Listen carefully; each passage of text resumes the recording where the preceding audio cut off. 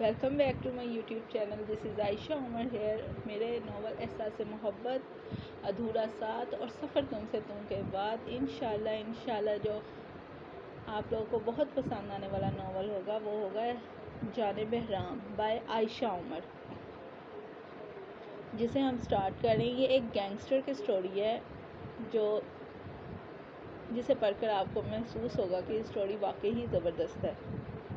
برف کے ڈھکے ہوئے سوئٹزرلینڈ کے خاموش پہاڑوں میں ایک ایسا نام تھا جو لوگوں کے دلوں میں دہشت بن کر دھڑکتا تھا. وہ نام جسے سن کر بہادر سے بہادر انسان بھی اپنے لب سی لیتا, ماں اپنے بچوں کو سینے سے لگا لیتی اور پولیس بھی اس علاقے میں قدم رکھنے سے پہلے 10 بار سوچتی. ڈریگن. کوئی نہیں جانتا تھا وہ کب آتا ہے, کہاں سے آتا ہے اور کس وقت, کس کو اپنا نشانہ بنا لیتا ہے. وہ کوئی عام قاتل نہیں تھا بلکہ وہ ایک مکمل نظام کے ساتھ کام کرتا تھا. ایک ایسا انسان جو خود کو انصاف کا واحد ٹھیکیدار سمجھتا تھا, لیکن اس کا انصاف تیز دھار آہنی چاقو اور چھوٹی سی لتھڑی ہوئی سڑکوں سے گزرتا تھا. ڈریگن کا اپنا قانون تھا. جو ظلم کرے گا وہ نہ صرف مرے گا بلکہ اس کی لاش عبرت بنے گی. ٹائیگر اس کا دائیں ہاتھ, اس کا سایہ, وہ آدمی جس کا ہاتھ ایک بار کسی کی ہڈیوں پر پڑ جائے تو ہڈی کا نام و نشان بھی باقی نہ رہے. ٹائیگر کو بھی صرف ایک حکم درکار ہوتا, پکڑو. اور پھر وہ جو بھی ہوتا زمین پر نہ سہی انسان کے سانسوں میں بھی باقی نہ رہتا. جب ٹائیگر کسی ظالم کو توڑتا تو اس کی چیخیں پہاڑوں میں گونجتی تھی. تو پھر ڈریگن آتا, سفید برف پر کالا لباس پہنے, لمبے کوٹ کے نیچے لوہے کی بنی تلوار لیے. وہ ایسے چلتا جیسے خود موت اس کے قدموں کی چاپ سن کر بھاگ جائے. وہ اپنی شکار کو صرف مارتا نہیں تھا, نہیں, ڈریگن اپنے شکار کی دونوں ٹانگوں کی نسیں کاٹتا تاکہ وہ مرنے سے پہلے پوری اذیت جھیلے. پھر اسے گاڑی کے پیچھے باندھ کر اپنے علاقے برفستان کی سڑکوں پر گھماتا. یہ صرف سزا نہیں, ایک پیغام ہوتا تھا. پھر وہ لاش کے ٹکڑوں کو ایک خاص مشین میں ڈال دیتا, وہ مشین جو اس نے خود بنائی تھی, ایک دیو ہیکل کیما بنانے والی مشین, جہاں انسان کی باقیات ٹکڑوں میں بٹتی کیما بنتی اور ہوا میں تحلیل ہو جاتی. کہتے ہیں وہ کیما دریا میں بہا دیتا تھا, لیکن کچھ لوگ یہ بھی کہتے ہیں کہ وہ اسے سنبھال کر رکھتا ہے اپنی اگلی ایجاد کے لیے. سوئٹزرلینڈ کے برفانی علاقے میں جب رات کے وقت ہوا ساکت ہو جائے, سردی میں درخت کپکپانے لگیں اور دور سے کسی گاڑی کے گھسیٹنے کی آواز آئے تو لوگ دروازے بند کر لیتے ہیں, کھڑکیاں ڈھانپ لیتے ہیں, کیونکہ وہ جانتے ہیں ڈریگن آ گیا ہے. وہ جب برف پر قدم رکھتا تو ایسا لگتا جیسے سفید برف خود شرما کر جھک جاتی ہے. لمبے قد, گندمی مگر روشن جلد, کندھوں تک پڑے کالے گھنے بال, اور سب سے بڑھ کر وہ آنکھیں, سبز گہرے سبز آنکھیں جس میں جیسے زہر بھی چھپا ہو اور جادو بھی. ہر آنکھ اس کی طرف کھینچتی, پھر وہ آنکھیں اس کے اندر تک دیکھ لیتی, سچ, جھوٹ, خوف, نیت, سب کچھ. ڈریگن کی آنکھوں میں ایک ایسی کشش تھی کہ دوست بھی اس میں ڈوبنے سے نہ بچتے, نہ دشمن. لمبے کالے کوٹ کے نیچے سیاہ قمیض اور پتلون, چمکتے بوٹ, اور ایک ہاتھ میں لوہے کی ہتھیار نما چھری جو ہمیشہ اس کے جسم کے ساتھ ایسے چمکتی جیسے چاندی کی دھار. اس کے چہرے پر سکون تھا, نہ غصہ, نہ رحم, نہ کوئی جذبات, جیسے وہ خود جذبات سے آزاد ہو چکا ہو. کبھی کبھار جب وہ شکار کے قریب آتا تو صرف ہلکی سی مسکراہٹ دیتا, ایسی مسکراہٹ جو موت کی آمد کا اعلان کرتی تھی. ٹائیگر کا اصل نام غیور خان, لیکن دنیا اسے صرف ٹائیگر کے نام سے جانتی تھی۔ وہ نہ بولتا تھا، نہ ہنستا، نہ رحم کرتا۔ اس کا کام صرف توڑنا تھا۔ 6 فٹ سے اونچا قد، چوڑا سینہ، بازو ایسے جیسے کسی جنگی مشین کے پرزے، اور آنکھیں سرخ مائل آنکھیں جو ہمیشہ خون کی پیاس میں جلتی تھی۔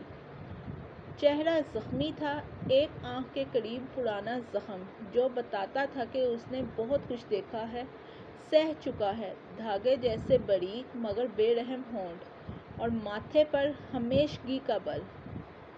وہ اکثر چمڑے کی جیکٹ پہنتا، نیچے سادہ سیاہ لباس، اور ہاتھ میں لوہے کی لمبی زنجیر یا لکڑی کا بھاری ڈنڈا۔ جو بھی اس کے سامنے آتا وہ ایک ہی وار میں زمین بوس ہو جاتا۔ لوگ کہتے ہیں جب وہ چلتا ہے تو زمین ہلتی ہے، اور جب وہ بولتا ہے جو بہت کم ہوتا ہے تو وہ آواز سیدھی دل پر ضرب لگاتی ہے۔ ڈریگن کی آنکھوں میں حسن کا جادو تھا، جبکہ ٹائیگر کی آنکھوں میں موت کا سایہ۔ سوئٹزرلینڈ کی برفیلی وادی میں آج غیر معمولی خاموشی تھی۔ آسمان پر چاند مکمل تھا، مگر بادلوں کی اوٹ سے جھانکتا ہوا، جیسے کسی خون کی پیشن گوئی کر رہا ہو۔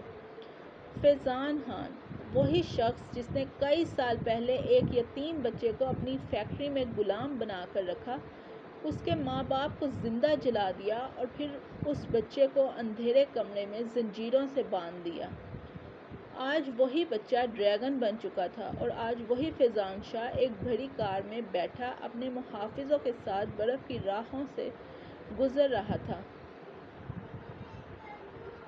مگر وہ نہیں جانتا تھا کہ آج کی رات اس کی آخری رات ہے۔ گاڑی ایک جھٹکے سے رکی۔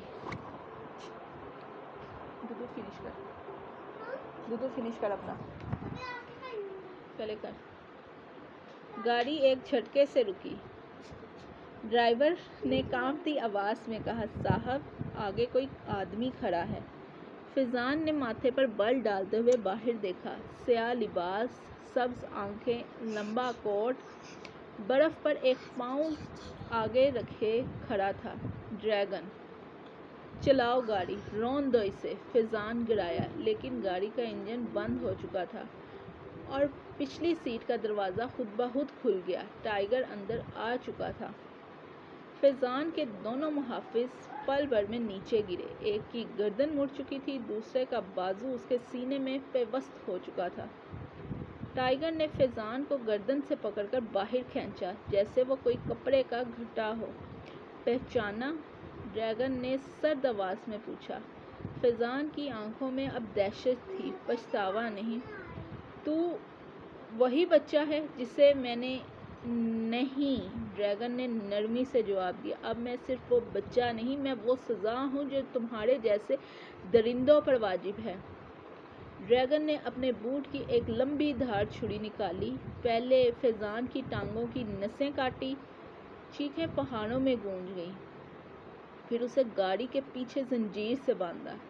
سفید برف اب سرخ ہو چکی تھی، فیضان شاہ کے برفستان کے تمام بازاروں اور چوراہوں سے گھسیٹتا گیا، جیسے اس کے ظلم کی داستانیں باقی تھیں۔ آخر میں ڈریگن اس کے لے کر اپنے محسوس جگہ پر پہنچا۔ وہ مشین، وہ ہڈیوں کے کیمے میں بدل دیتی ہے۔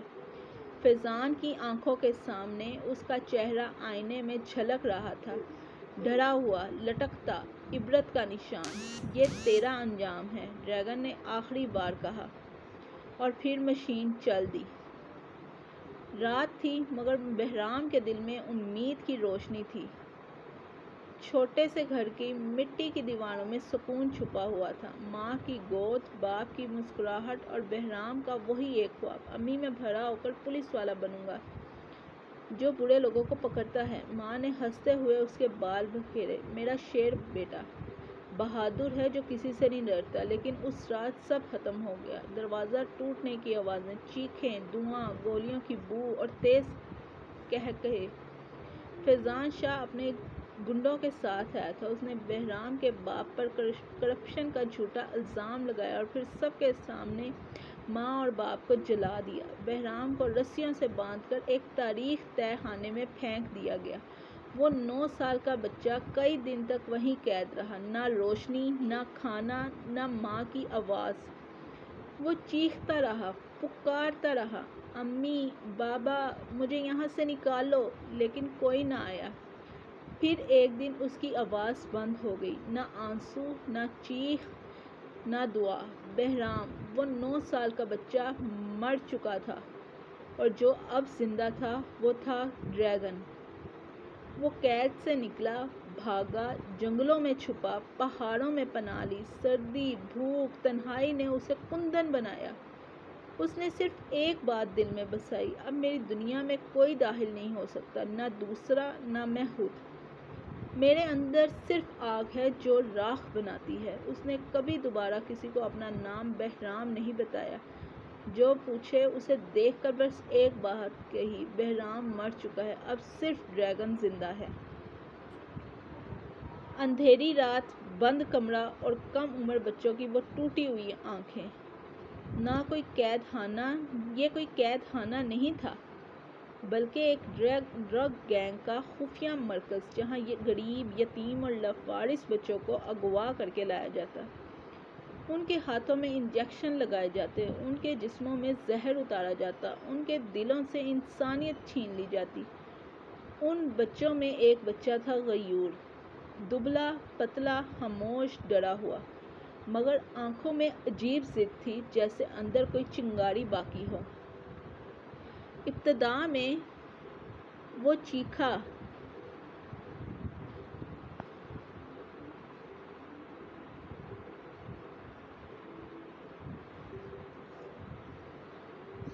ایک منٹ گائز، ابھی نہیں۔ ابتدا میں وہ چیخا، چلایا،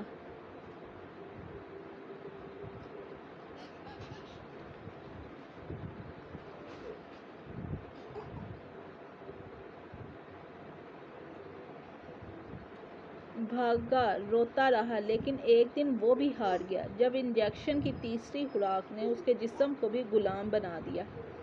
اب وہ بھی ان بچوں میں شامل ہو گیا جو گلیوں میں نشہ بیچتے، پیٹھ پر مار کھاتے اور پھر رات کو کونے میں بیٹھ کر صرف کانپتے۔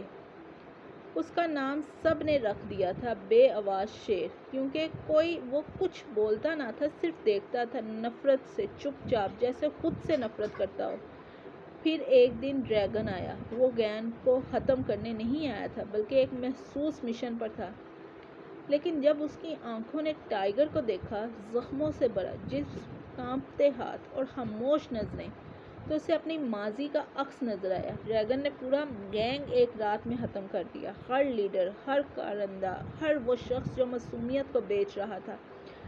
سب یہاں تو مر چکے تھے یا اپنے جسم کے ساتھ زندہ لاش بن چکے تھے، لیکن غیور، وہ مرنے کو تیار تھا۔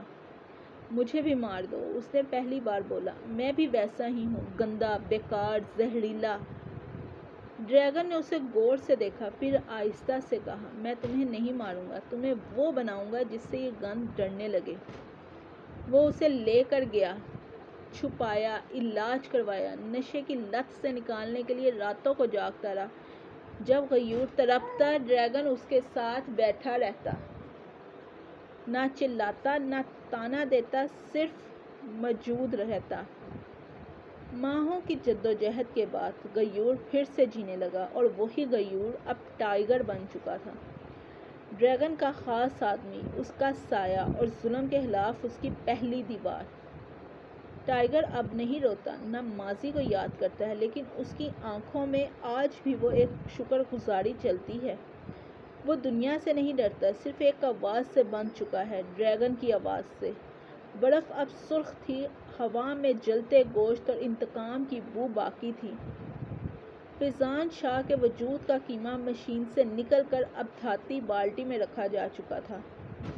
ڈریگن نے اپنے کالے دستانے اتارے، خاموشی سے آسمان کی طرف دیکھا، جیسے کوئی بلا رہا ہو، جیسے کوئی باقی کام ابھی مکمل ہونا ہو۔ تبھی زمین ہلی، دور سے آتی بھاری قدموں کی آواز، ہر قدم صرف برف ٹوٹتی، پہاڑوں میں گونج پیدا ہوتی، پھر جیسے فضا رک گئی۔ درختوں کے پیچھے ایک دیوہکل سایہ نکلا، پولان، قد میں ڈریگن سے دگنا، بدن پر خون کی ہلکی سی چھینٹیں، آنکھیں سرخ، دانت ایسے جیسے پتھر بھی کاٹ ڈالیں، دم ایسی جس سے درخت اکڑ جائے۔ لیکن جیسے ہی وہ ڈریگن کے سامنے آیا، وہ جھک گیا، پورا جسم زمین پر، سر نیچے، آنکھوں میں صرف اطاعت۔ ڈریگن آگے بڑھا، مسکرایا اور اپنے ہاتھ سے پولان کی کمر پر نرمی سے ہاتھ پھیرا۔ آ گیا میرا بیٹا، اس نے محبت سے کہا، آج کی دعوت خاص ہے، تازہ ہے، گرم ہے۔ وہ بالٹی اٹھاتا ہے، پولان کے سامنے زمین پر رکھتا ہے۔